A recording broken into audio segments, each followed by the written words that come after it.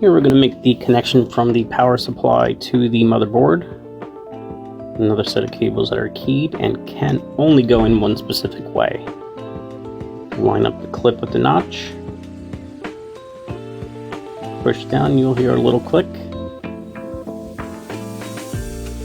Same thing with this harness.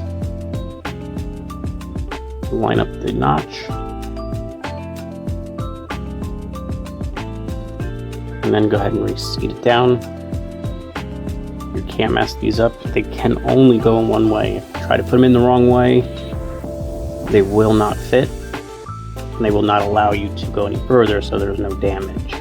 You just go ahead and push these wires down to get them out of the way.